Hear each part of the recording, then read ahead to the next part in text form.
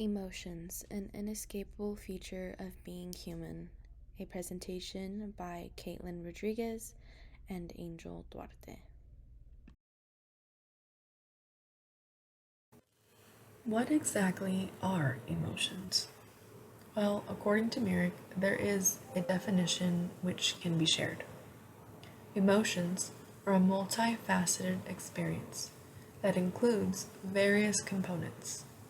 Of these components are several elements: phenomenological, expressive, behavioral, and motivational factors. These separate factors impact individuals differently on a spectrum.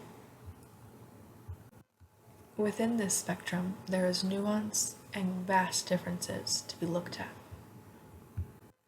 The way in which emotions are expressed, how they impact behavior, the way that outside circumstances motivate emotions, and the way they are understood vary from person to person.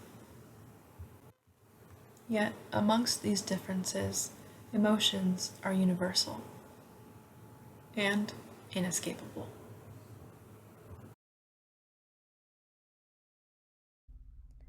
Emotions may vary in many different ways. Painful experiences can have long lasting emotional effects on a person. Disorders like general anxiety disorder and ADHD can alter the way individuals experience and express emotions.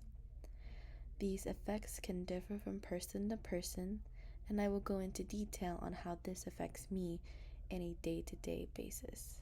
With anxiety and attention deficit hyperactivity disorder, or ADHD, when I was young. When I was 6 years old, my biological mother passed away due to liver cancer. I usually go through a lot of emotions during the day. It depends on what I'm doing and what triggers the mood change.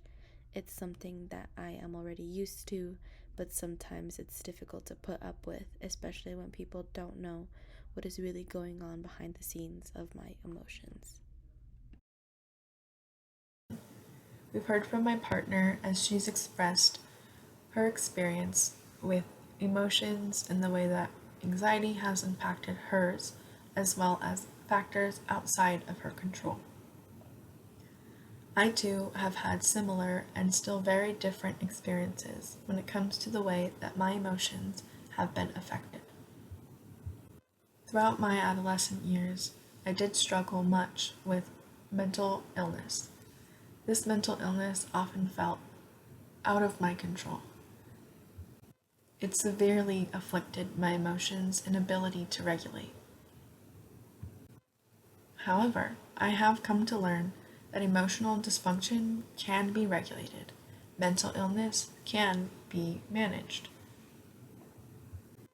As we'll see later on in this presentation, a lot has to do with the way that we take care of ourselves, physically, mentally, and relationally, as well as the way that we look at our emotions, how we judge them, and our willingness to improve and expand our emotional intelligence. Wise words from a therapist. Emotions are flags that wave around to get our attention for our needs to be met. It's our mind and body's ways of communicating to us. If this is so, let us ask ourselves this question. If I can't listen to my own emotions, how can I effectively communicate them to others or even begin to understand someone else's emotions? As it stands, there is support for the correlation between our emotional well being and our physical well being. This is briefly touched upon in our textbook for the class. However, there is further research that continues to support these notions. While in our textbook it is maintained that our physiological health impacts our ability to manage our emotional experience, it is also seen that the way that we express our emotions can also affect our physical health. So it goes both ways. These physiological impacts and emotional expressions can affect an individual's lifespan in terms of quality and quantity. Negative influences can stem from not listening to the messages that our emotions are conveying, as well as brooding within those emotions for too long of a time period, or refusing to express these emotions in a healthy and intentional way. Judging our emotions as good or bad can also have negative impact on our emotions and longevity. However, positive influences can come from deliberately learning to hear our emotions' message that is being carried to us. Perceiving our emotions without judgment can also benefit us, physically and mentally. Expressing our emotions with temperance in a healthy manner, as well as using these skills to listen to and encourage others, also improves the quality and quantity. Support for the importance of perception and emotion. Perspective affects regulation. Sati explains that the way we think about and judge our emotions can impact our happiness and physiological health.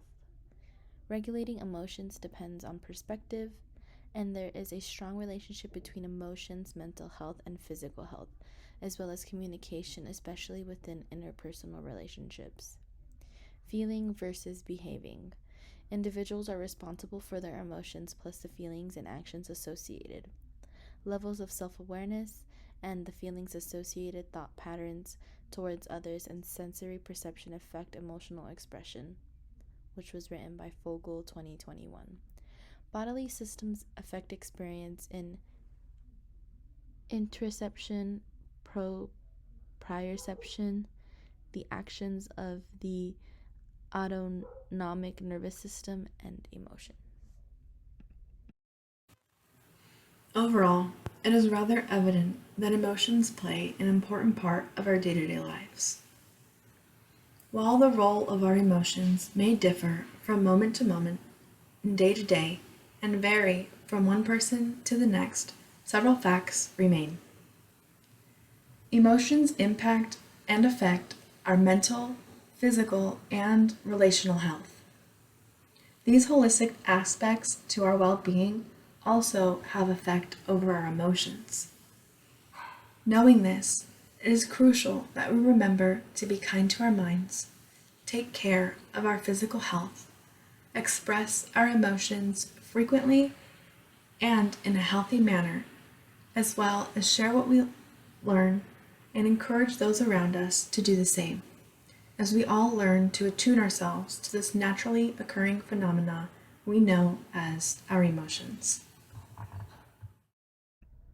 Our conclusion. So it seems emotions are rather powerful. They affect our mind, our body, and our relationships. Hopefully, we can holistically benefit from learning to listen to the message our emotions are relaying, taking hold of how we perceive these emotions and allow such feelings to be expressed with temperance.